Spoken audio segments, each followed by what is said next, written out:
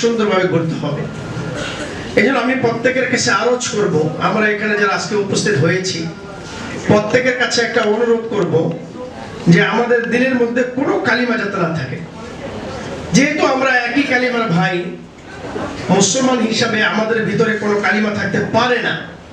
তো আমি আপনাদের কাছে অনুরোধ করব প্রত্যেক ওয়ার্ড এবং আমাদের 10 নং জোনে যতগুলো থানা আছে প্রত্যেকটা ওয়ার্ড এবং থানার মধ্যেই যাতে ইসলামটা প্রতিষ্ঠিত হয় সামাজিকভাবে।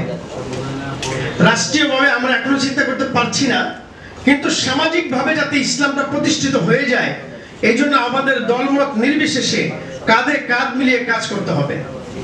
যখন ডাক আসবে, পরামর্শ হবে, তখন সকলে একমত হয়ে যখন কাজ করব, একজন আরেকজনের প্রতি হাসবো না।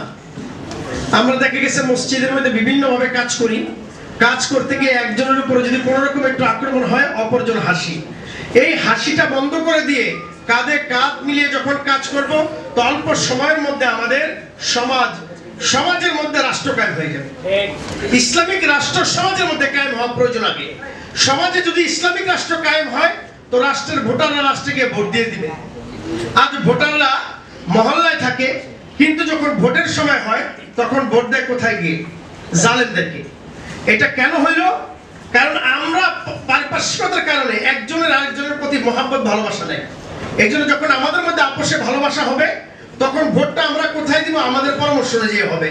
এই জন্য ভাই আমি উদাত্ত আহ্বান জানাবো প্রত্যেকের কাছে, আজকে যারা এখানে উপস্থিত হয়েছেন, আমি এটা বারবার বলতে চাই আপনাদের কাছে যে দিলের মধ্যে যত কালিমা আছে এটাকে লেপন করে, এটাকে মুছে দিয়ে আমরা কাঁধে কাঁধ মিলে একটা ইসলামিক সমাজ প্রতিষ্ঠা করতে চাই।